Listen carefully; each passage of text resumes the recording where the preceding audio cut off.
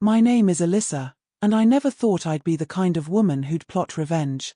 I used to believe in second chances, in forgiving the people you love, until I found myself staring at my boyfriend's phone screen, reading messages that shattered my heart all over again.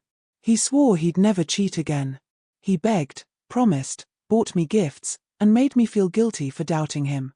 But when I discovered the truth, I realized something. If karma wasn't going to come for him, then I would have to become karma myself. And if you've ever been lied to, betrayed, or made to feel like you were the fool in your own relationship, then stick with me. This isn't just a story about heartbreak, it's about taking back power. Before we dive in, make sure you hit that like button, subscribe for more stories like this, and comment below, what's the most satisfying revenge you've ever seen? Because trust me, by the end of this story, you're going to have chills. I never thought betrayal would become the story of my life. My name's Alyssa, I'm 26 years old, and if I could go back in time and shake some sense into my past self, I would. When I first met Ethan, yes, that's my ex-boyfriend's name, though sometimes I think walking red flag would be more accurate. I was in that stage of life where you're still figuring yourself out. I had just gotten out of college, had a stable job at a marketing agency, and was finally starting to feel like I was stepping into adulthood. Ethan, well, he was charming. The kind of charming that feels dangerous in hindsight. He had this crooked smile that made you think he was a little mischievous, but in a way that made you laugh, not worry. His eyes lit up when he talked about his dreams, music, travel, starting his own business someday. And me. I was hooked. I thought I'd found someone passionate, someone fun, someone who would make life exciting. The first 6 months were golden. He'd bring me coffee at work, write little notes, make me playlists. That honeymoon phase where every flaw looks like quirkiness. Yeah, I was deep in it. But looking back, there were cracks even then. Cracks I ignored. Fast forward to last year. Ethan and I had been together for almost 2 years, and things weren't as effortless anymore. He was distant, distracted, always on his phone. And then, it happened. The first betrayal. I still remember the night I found out. I had borrowed his laptop to apply for a freelance gig, and his messages popped up, ones he had stupidly synced to his email. At first, I thought I was hallucinating. But no. The words were right there. Last night was amazing. Can't wait to see you again. My heart didn't just sink. It collapsed. My hands shook as I scrolled, reading the flirty, intimate messages he had been sending some girl named Tara. When I confronted him, he did what cheaters always do. He denied. He gaslit. He turned the spotlight on me. You're overreacting. It was just texting. It didn't mean anything. You're being crazy, Alyssa. And here's the worst part. When the truth became undeniable, when I showed him the screenshots, he cried. He begged. He swore it was a mistake. And I stayed. Why? Because I wanted to believe him. Because when you love someone, you convince yourself they can change. Because somewhere deep down, I was afraid of being alone. After that first betrayal, Ethan turned into the perfect boyfriend again. He bought me gifts, expensive ones. Jewelry, clothes, even a weekend getaway. He whispered promises late at night, his voice trembling with sincerity. Baby, I swear, never again. You're everything to me. And for a while, I let myself believe it. I wanted to believe it. But if you've ever been cheated on, you know the paranoia never fully goes away. Every time his phone buzzed, my chest tightened. Every time he came home late, I'd rehearse excuses in my head, maybe traffic, maybe work ran over, maybe I'm just paranoid. But paranoia has a way of whispering the truth before reality does. The beginning of this month was supposed to be a fresh start. He had promised me again, after a fight that nearly ended us, that this time would be different. He even gave me a bracelet. Silver, with a little heart charm. He clasped it around my wrist and said, "This is my reminder. My promise to you." I wore it like a shield, trying to believe. But then came the day everything unraveled. It was a Sunday afternoon. He had fallen asleep on the couch, phone clutched loosely in his hand. I don't know what came over me, but something inside me screamed, "Look." My hands were cold as I picked up the phone. My stomach churned as I entered his passcode, the same one I knew from before. And there it was. The proof. Dozens of messages. Photos. Explicit conversations. Not just one girl. Multiple. He wasn't just cheating. He was sleeping with them. In that moment, my world didn't just shatter. It crystallized. I felt stupid. Used. Worthless. Every gift he'd given me turned into a mockery. The bracelet on my wrist felt heavy, like a chain. And worst of all, a little voice whispered, "You should have known. You let him do this to you again." Tears blurred my vision as I set the phone down, heart pounding in my ears. But underneath the pain, a fire began to spark. A dangerous, simmering fire. I wanted to hurt him. To scream, to throw things, to wake him up and show him what I'd found. But instead, I froze. Because another thought slithered into my mind. No. Not like this. Don't be the crazy girlfriend. Don't go to jail. There has to be another way. A better way. And that's when it hit me. If karma wasn't coming fast enough, I was going to become karma myself. That night, staring at his sleeping face, I made a silent vow. He thought I was weak. He thought I'd forgive him forever. He thought he could play me, lie to me, betray me, and that I'd always stay. But he had no idea that his time was almost up. The morning after I found the proof, I couldn't even look at him. He woke up, stretched, yawned, and smiled at me like nothing was wrong. "Morning, babe," he said, his voice groggy and warm. Like he hadn't just shattered me the night before. I forced a smile. I felt my lips tremble, but I covered it. "Morning." Because here's the thing, when you're planning revenge, you can't tip your hand. Not yet. Later that week, I tested him. I asked casually, "So, who were you texting last night?" And just like I predicted, he slipped right back into his role. "Oh my God, Alyssa. Really? You're still on this? I told you, I don't talk to anyone but you." His tone was sharp, indignant, like I was the one betraying him. The kicker. He actually put his hand on his chest, as if offended. "I can't believe you don't trust me after everything I've done to prove myself." Everything he's done. What? The gifts? The fake tears? The late-night promises whispered like spells he thought could bind me? If you've ever been cheated on, you know this script. They flip it. They rewrite the story.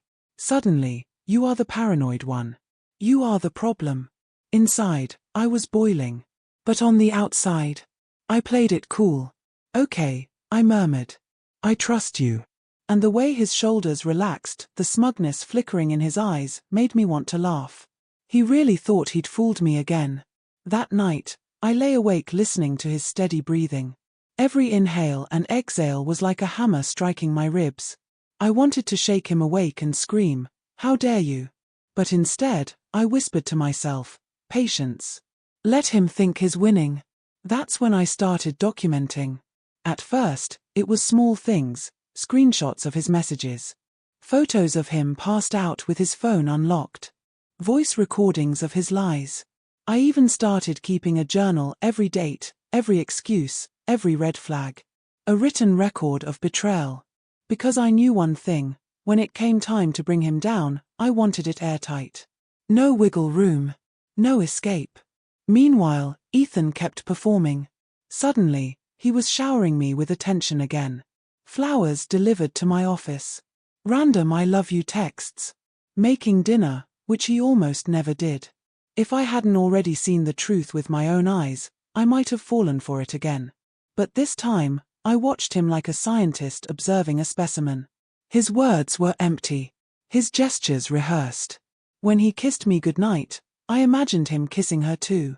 When he said, "You're the only one," I imagined his hands on someone else hours earlier. And every time he lied, I wrote it down. But let me be real here. It wasn't just strategy. It was torture. My self-worth crumbled a little more every day. I'd stare at myself in the mirror and wonder, why wasn't I enough? Was I not pretty enough? Smart enough? Exciting enough? Those questions haunted me. And Ethan, he sensed it. He preyed on it. One night, when I asked why he'd been home so late, he sneered, "God, Alyssa, you're so insecure. Do you know how exhausting it is to be with someone who doesn't trust me? No wonder we fight all the time. That broke me in a new way. Because deep down, I almost believed him. Almost. But then I'd open my phone, scroll through my hidden folder of screenshots, and remind myself, no. You're not crazy. He's the liar. He's the fraud. One night, opportunity presented itself. He said he was going to grab a drink with the guys. But something in his tone was off. So I tracked his location. Yes, I admit it, I'd installed a tracking app months ago, after the first cheating scandal. And guess what? He wasn't at the bar. He wasn't anywhere near his friends. He was at a hotel.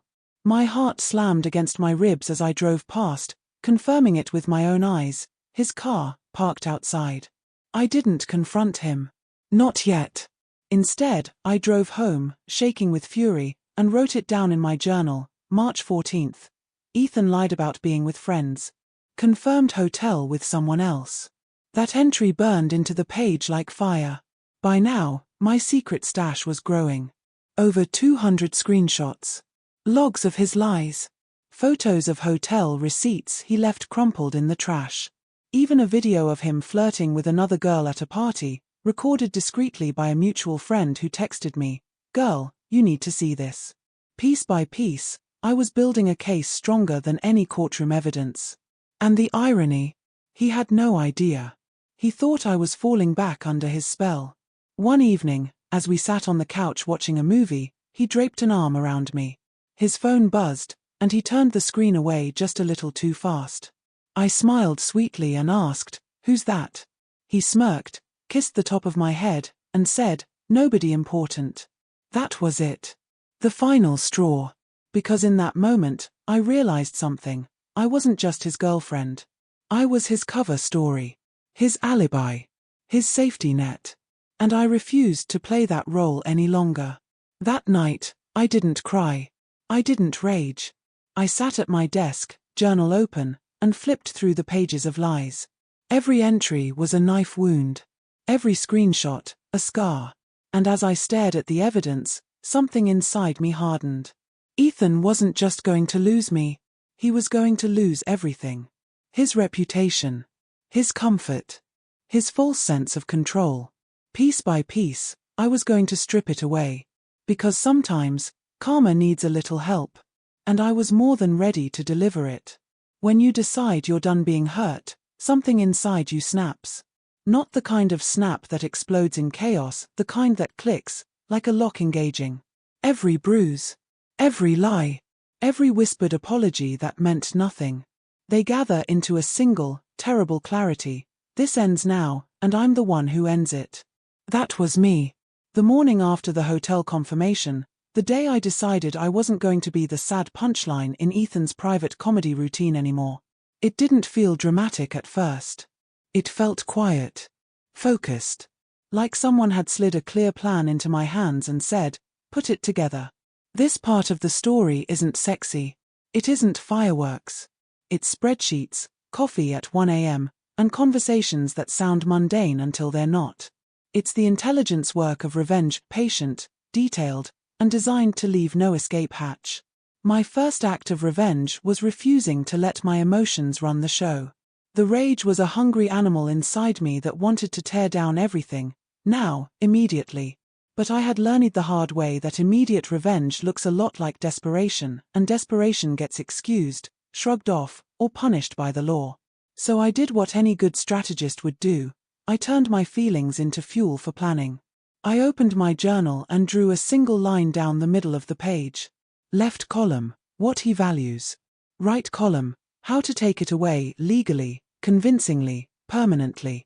Under what he values, I wrote, his image with friends, the guy's guy, his job, the one he'd bragged would be the springboard to his dream, his family's opinion, he was very image conscious, his music projects and the online persona he cultivated, his friends who covered for him. Under how to take it away, I wrote, evidence plus corroboration, hard proof, public, social consequences, where he couldn't gaslight, people who would believe me, allies, a narrative that left no room for he said, she.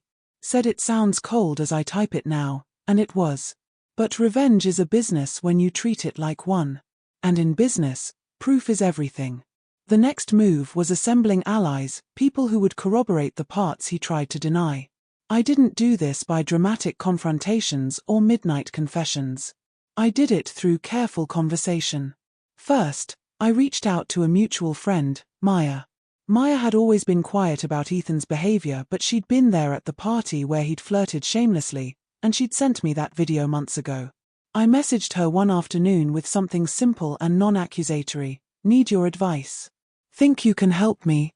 Coffee. At the cafe, I kept the talk low-key. I didn't dump 5 years of pain on her. I showed her a couple of screenshots, the ones that were unambiguous, and she went pale. She said she had suspected, but seeing it made her sick. She agreed, without hesitation, to help. Not out of malice, because she cared about me. And because she didn't want him to treat anyone else the same way. Then I reached out, quietly, to a few people who had been indirectly involved: the bartender from the night he flirted, a co-worker who had seen his late-night hotel receipts, he'd carelessly tossed them in the office bin, and a former hookup who'd been humiliated by him. Every one of them agreed to corroborate when I asked, either by telling the truth in messages I could screenshot or by being willing to speak if needed. The important thing, none of them asked for drama. They wanted closure. They wanted the truth to matter. Allies matter because they turn private pain into public truth. One set of screenshots can be dismissed as a fake. 2 people saying the same thing. Suddenly it's a pattern. Gathering allies was the social work. The legal work was documentation. I had spreadsheets. I had timestamps. I catalogued every message, every hotel address, every late-night works-out excuse, and matched them to locations. I wrote down names of women he'd messaged. I organized my screenshots into folders labeled by date and subject. I copied messages into a document with one rule: no interpretation, only facts. There's a perverse satisfaction in this, the tedious compiling of proof, because it strips the emotional weight and replaces it with undeniable reality. He did. The notebook, the receipts, the video, each piece of evidence was another nail. There were moments that felt petty, like saving the parking lot photo of his car at 2:17 a.m. outside a motel. But those small images, lined up with a string of other items, make a case too tight to wiggle out of. I want to be clear about this part. I didn't break any laws. I wasn't going to break into his email, smear his name with lies, or hack into anything. That's not cleverness. That's self-destruction. Revenge that gets you arrested is a bad story for everyone. Instead, I relied on things a pissed-off girlfriend could access without crime, things he left out in the open, friends willing to confirm, his own messages and receipts, and public behavior. I also made sure to keep copies of everything in more than one place: cloud, external hard drive, and a printed folder. If he deleted something, I had another copy. This shield, document redundancy, is what keeps you from being gaslit. If he said, "I never said that," I could produce the exact message, timestamp, and witness who'd seen him say it. That's the kind of armor that turns intimidation into accountability. Once I'd built the file and assembled the people, the only missing piece was how to reveal it. I didn't want a private meltdown or a messy fight that let him call me unstable. I wanted a reveal so public and controlled that he'd have no place to lie. The plan had 3 pillars: public exposure, evidence presented where his lies mattered, in front of his closest social circles, friends and family, and publicly online where his persona lived. Personal consequence, make him lose the things he used as shields: trust, friends, and reputation. Emotional closure, more for me than anyone, a way to watch him confronted with his own actions, not in rage, but in undeniable truth. How exactly to do that? I explored options: expose him at a party, where his facade was strongest, send curated evidence to people who mattered, friends, family, post publicly on a subreddit that specializes in catching cheaters, the modern-day amphitheater, record a calm, controlled video of me going through the evidence. Dangerous, could be framed as spite, hand him the folder and walk away in front of witnesses. Each option had pros and cons. Public shaming can be messy and irreversible. A private legal route felt slow. I wanted something that felt proportionate, decisive, humiliating for him, but not cruel for the sake of cruelty. Karma with rules. In the end, I combined elements: a targeted reveal at a gathering where his lies would be most exposed, backed up with documentation sent to a person he respected most, his older sister, and a thread of evidence that could be posted if he tried to gaslight afterward. The timing of a reveal is more art than science. Too early, and it's dismissed as a breakdown. Too late, and he buries the narrative with his own stories. I watched him for 2 weeks. He slipped, like all liars do, in little ways. He claimed he was at rehearsals when he wasn't. He started wearing a ring he used to not wear, like some talisman. He bragged to friends about how he'd wined and dined a local promoter, and the promoter was one of the people I'd quietly contacted, and he'd confirm that Ethan had been there with a woman the promoter couldn't place. The moment came almost by accident. Ethan's birthday was approaching, and his friends were planning a rooftop party, the perfect stage. He loved the attention at parties. He loved to be at the center. He planned outfits, playlists, a little speech about how this year will be my year. It was an ego play, and egos are the easiest targets of a careful plan. I didn't plan to ruin his birthday just to be mean. I planned to reveal the truth where his lies would echo the loudest, where he expected applause. The week before the party felt like packing for war, except instead of armor I packed documents. I printed a concise packet of evidence that was shockingly clean, screenshots with timestamps, hotel photos, the recording of him bragging to a friend, and a 1-page timeline that read like an indictment. I slid copies to 3 people: Maya, my ally, the bartender who'd seen him flirting, and a former friend of Ethan's who'd grown tired of covering for him. I asked them to be ready to corroborate if needed. I also messaged his sister. That was the hardest message to send. She and I had been friendly in the way people are friendly with someone you love. But I owed her more than niceties. She deserved to know who her brother really was if he was lying to me and to her. I wrote to her with brutal honesty and restraint, "I'm not telling you this to hurt you. I'm telling you because I know you'd want the truth. I have proof he's been sleeping with multiple women while pretending to be faithful to you and the family. If you want to see it privately, I'll show you. If you don't want to know, I'll respect that. But I thought you should know." It felt like setting a ceremonial match. She replied within an hour, "If it's true, I want to know." We arranged to meet for coffee 2 days before the party. I showed her the folder, watched her face shift from disbelief to anger to something that looked a lot like fierce protectiveness. She said, quietly, "If he did this, he needs to lose that life." She agreed to be there on the night of the party. She promised only one thing: she wouldn't intervene unless she saw what I saw. Having his sister at the party was a masterstroke I hadn't expected to be so important. Siblings have a way of bringing accountability that friends don't. If she stood up when I revealed the truth, it would be less likely to be written off as drama. I also prepared a backup. If things went sideways and he tried to gaslight or deny, I would post a carefully written thread the next morning to a tight-knit subreddit that specialized in exposing serial cheaters. I drafted the post in advance, no vitriol, just the timeline and screenshots.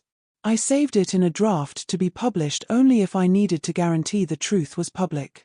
This wasn't vindictive. It was a safety valve. If he demolished my credibility with lies, the public record would preserve mine. All of this planning changed me. I felt less like a victim and more like a conductor of a precise orchestra. The rage remained, but it was channeled. The exhaustion was still there, but it was purposeful. There were nights when the loneliness returned. Revenge is oddly isolating. The people who helped me hadn't walked my path. They gave me their time and corroboration, but no one could take the punches for me. I would lie awake thinking of the moment I'd finally show him the folder and what he would do. Would he cry? Would he rage? Would he blame me? I didn't know. What I did know was this: he had been given every chance to change, and he chose deceit. That choice had consequences. I would make sure he felt them in the currency he understood best, social currency. He valued what people thought of him. I would make sure they knew. The night before the rooftop party, I did something simple and human. I sat on my balcony with a cheap beer and let the silence settle. The city hummed below.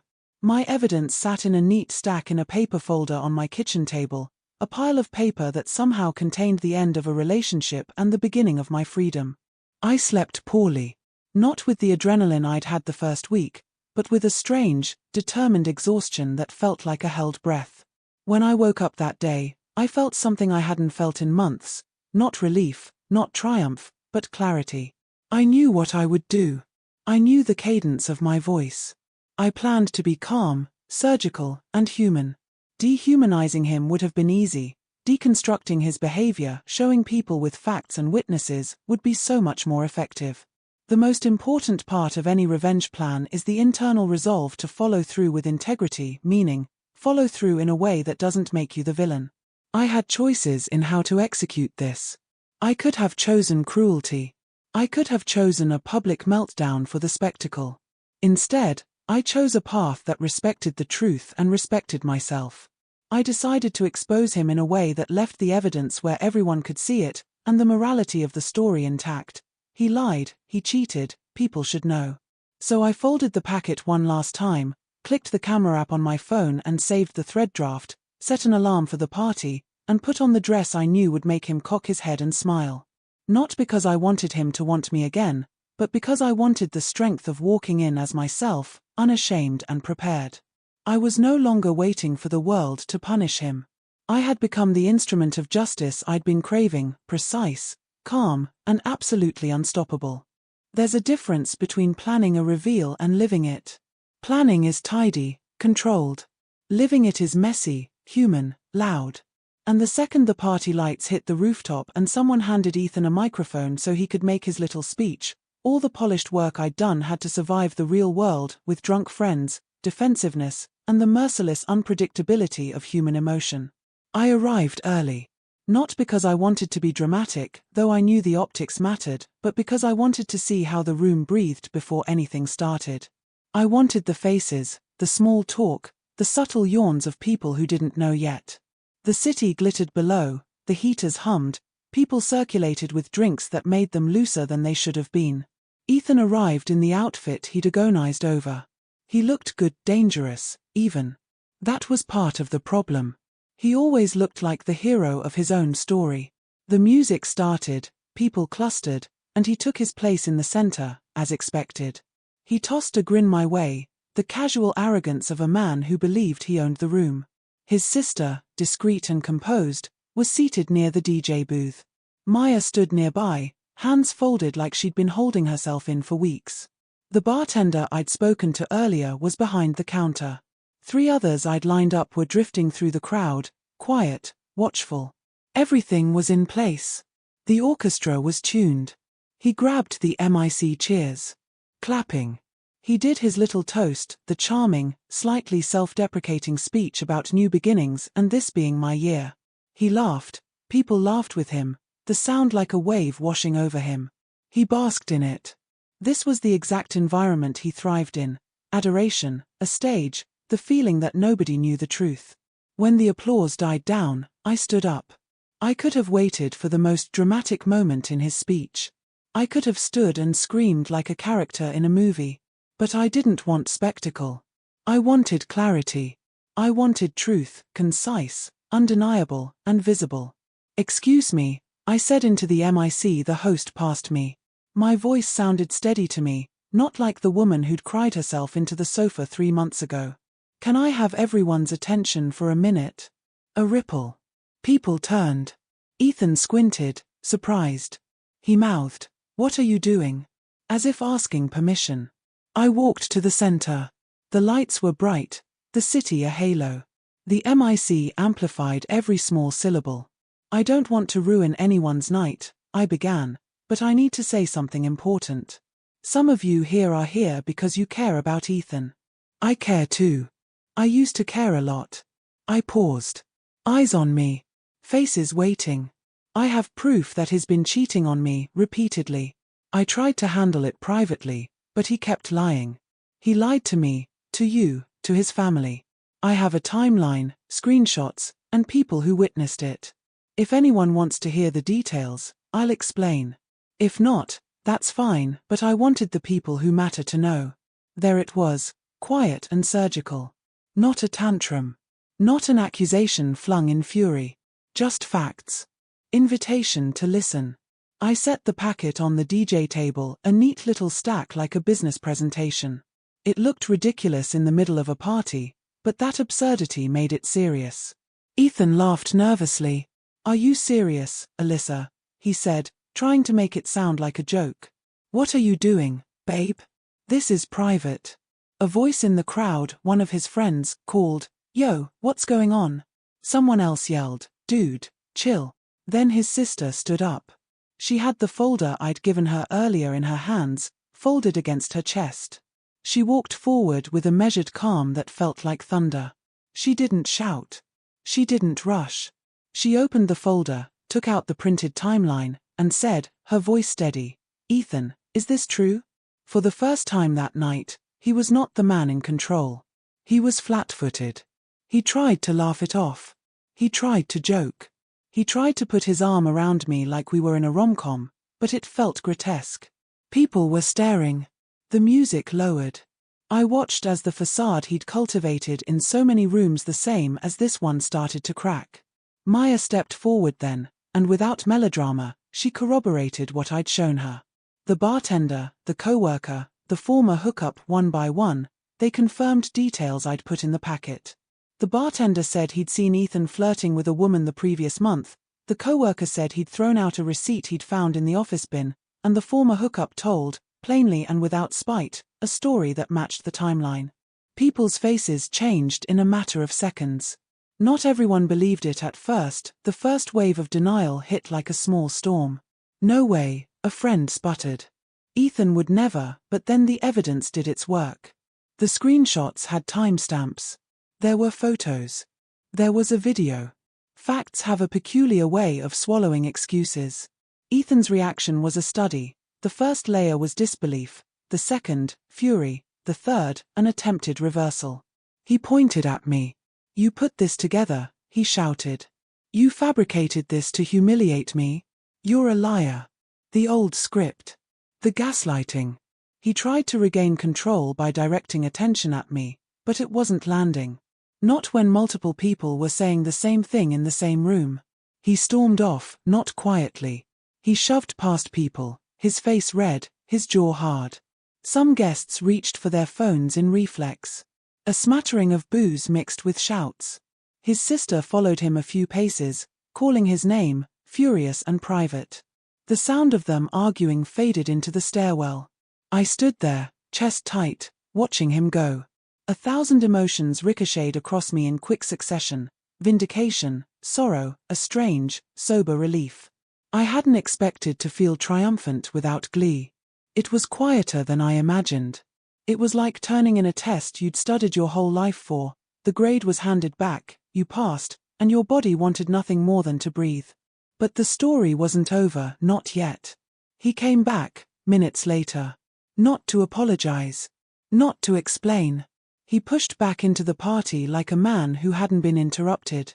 His face was wild, his words sharper. "You lying," he began, voice cutting across the rooftop. He tried to deny everything, to ridicule the packet, to call it fake. A few people in the crowd hesitated, unsure which way to fall. If he'd had a quieter ally, someone charismatic enough to lead the room, he might have rallied them. But most of the people who had been closest to him were shaken. His sister, pale and steady, asked simple, terrible questions. "Did you do this? Why would you do this?" The tide had shifted. And then the most cinematic thing happened, though it wasn't cinematic in a Hollywood sense. It was human and small. One of his so-called closest friends, a guy who'd been at every party with him for years, walked up to the DJ and asked to see the screenshots on the phone. He scrolled through them in disbelief. His hands trembled, not with pity for Ethan, but with the dawning recognition that he'd been lied to too. A ripple turned into a current. Conversations formed in pockets. "He's been lying?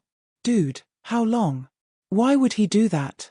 People who had only known the surface started to see the underlayer. The social glue that held Ethan's persona together, the jokes, the stories, the shared nights, looked fissured. At one point, Ethan lunged toward the packet, as if he could rip reality to shreds. A friend caught his arm. "Calm down," the friend said, steady. "This isn't the time to start a fight. The police didn't get involved." No one called them. This wasn't a criminal act in the moment, it was a moral reckoning. Which, for him, felt worse. He tried to regain control with louder voice, with charm, with the same whiplash tactics he'd always used: blame, humor, deflection, but they weren't as effective against a chorus of small, corroborated truths. People drifted away from him. His sister, eyes wet, turned to me at one point and said softly, "Why didn't you tell me sooner?" I didn't have an answer I thought would make it better. I said, simply, "I tried to handle it privately." He lied. "I needed people who would believe the facts." She nodded. Her face had an expression I will carry for a long time, the look of someone who had been chosen between two versions of a loved one and had decided who she would stand by. When the night wound down, the party dissolved into cliques and whispers. Ethan was not the center anymore. He moved through the crowd like a ghost trying to find warmth, but most of the warmth had slipped away. Phones whispered to phones. People texted friends who weren't there. His name spread in a way he never intended, and that spread was not flattering. I left before the rooftop emptied completely. I didn't want an encore. I didn't want the moment to be about spectacle. I wanted it to be about consequence. Outside, the air was cold and sharp. I felt strangely lighter and terribly hollow at the same time. Victory tasted like metal. Not because I enjoyed him being exposed, I didn't celebrate his pain, but because the lie had ended. The thing that had gnawed at me for months had a name. It had a record. In the days that followed, the fallout moved like frost across different surfaces. His friends texted him with short, incredulous messages. Someone posted a snippet of the timeline in a private chat group that quickly became public. His sister stopped returning his calls for long stretches. The promoter he'd boasted about distanced himself. His music projects, the fragile ecosystem he'd been building online, got quieter. Collaborations cooled. People who markets to him lost interest. The currency of a reputation evaporated faster than any paycheck could replenish. Ethan tried to fight back in the way cheaters often do, by gaslighting, by painting himself as a victim of a vindictive ex. He made a couple of posts with vague language about lies told to hurt me and being attacked. For a hot second, a few strangers took his side. The online world loves an underdog narrative, but then someone posted screenshots showing his own messages. Contexts he'd tried to rewrite were stubbornly literal in the packets I'd shared. Once the truth is recorded, it's difficult to entirely erase. The hardest thing, the human thing, was not watching his life fall apart. It was watching how it changed others. A friend texted me, saying she felt betrayed by him for how he treated people, including exes. Another person admitted they'd seen him do things they'd shrugged off in the past. The rooftop became a story that rippled outward, and I learned that exposing one person can unstick a lot of other small truths. I won't lie. There were nights I questioned whether I'd done the right thing. There were moments of guilt, sympathy for the human being who'd been my partner in so many ordinary, loving small things. We had shared laughter, bad coffee, lazy Sundays. But these memories didn't erase the betrayal. They complicated it. Real people are full of contradiction. The important thing was that I had chosen to refuse the lie. The reveal had been surgical. It had been public, but not cruel. It had forced him to face consequences. It had protected other people from future versions of his behavior by making those versions visible. And it had given me back something I hadn't felt in months, a quiet ownership of my story. I hadn't been silenced anymore. Beat that night shifted everything. For the first time since I found his messages, I slept without the heavy weight of uncertainty. It was an exhausted, honest sleep. But the story wasn't finished. The social consequences were only the first layer. There would be attempts at repair. There would be denial, online argument, and the slow, grinding mechanisms of reputation repair. And there would be the personal aftermath, what I would do with my life after taking back my power. Revenge doesn't end the night of the reveal. That's just the first domino. In the weeks that followed, the fallout from Ethan's exposure spread like cracks in glass. What started at a rooftop party became whispers in group chats, screenshots in DMs, then full-blown conversations in the circles he'd once dominated. The first thing to collapse was trust. His sister, his closest ally, went silent for days. When she finally responded to his texts, it wasn't with comfort. It was with one blunt question: why did you think lying to me too would work? That cut deeper than any public humiliation. Ethan wasn't just losing a girlfriend, he was losing the people who had shielded him, excused him, and believed in him. His best friend, the guy who'd always hyped him up, admitted to me privately that he felt used. He said, "I vouched for him. I told people he was solid. And now I feel like a clown." Betrayal doesn't just stain relationships, it stains reputations by association. Then came the career consequences. Ethan had been trying to build himself as this up-and-coming creative. A few collaborations, some low-level sponsors, a couple of promoters. It wasn't superstardom, but it was momentum. That momentum evaporated overnight. One promoter messaged me directly, saying, he showed up late, flirted with women he barely knew, and then this cheating stuff hit. I can't book him anymore. Liability. Another quietly pulled his name from an event lineup. His so-called network shrank into silence. And Ethan? He did what manipulators always do when the mask falls. He scrambled. He posted vague Instagram stories about being attacked by jealous people. He ranted about toxic exes who can't move on. For a moment, he almost fooled some strangers online. But then, bam! Screenshots resurfaced. Screenshots don't forget. Every time he tried to spin the story, the receipts shut him down. The man who had once strutted into every room like he owned it, now walked into spaces and felt eyes on him. Judging. Whispering. Watching. The stage was gone. The spotlight was gone. And without those, Ethan was just another guy exposed for who he really was. Release for me, the strangest part was the silence after. You'd think I'd be euphoric, right? You'd think the revenge high would keep me buzzing. But it wasn't like that. The night after the party, I slept 12 hours straight. My body collapsed. When I woke up, there was no cheering crowd, no you won moment. Just quiet. And in that quiet, something unexpected bloomed: peace. For months, I'd lived with knots in my chest. Every time Ethan gaslit me, every time I doubted my own reality, those knots pulled tighter. That night, they loosened. Finally. I journaled. I went for long walks with Maya. I talked to his sister not about Ethan, but about life, books, and work. I realized I had built a support system stronger than any relationship. And more importantly, I remembered who I was before him. See, when you're with someone manipulative, you shrink. You stop trusting your instincts. You live half in their reality, half in your own. Revenge didn't just take him down. It gave me back to me. The first time I laughed, really laughed, without that ache in my throat, I knew the revenge was complete. Not because Ethan's world had collapsed, but because mine had expanded again. Looking back now, here's what I learned: revenge doesn't always mean destruction. Sometimes it's just truth, stripped naked, with nowhere to hide. Gaslighters thrive in silence. They win when you doubt yourself. The second you put the truth into the light, they wither. You don't have to scream to win. My reveal wasn't dramatic. It was calm. Surgical. Facts over fury. And it was 10 times more powerful that way. The sweetest revenge isn't watching them lose. It's watching yourself heal. I thought I wanted to see Ethan ruined. And yes, seeing him lose friends, gigs, and credibility was satisfying. But the real victory? Walking into a cafe alone, ordering coffee, smiling to myself and realizing I was free. So, that's my story.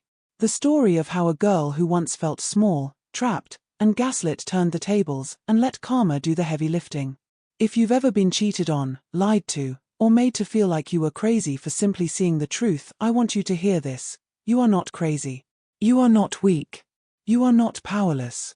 And if this story gave you chills, if you felt that satisfaction in your gut as Ethan's lies collapsed, do me a favor, smash that like button. Subscribe for more true revenge stories. And tell me in the comments, what's the most satisfying revenge you have ever witnessed? Because maybe your story will be the next one we tell here. This is Alyssa's story. And in the end, the truth was the sharpest revenge of all.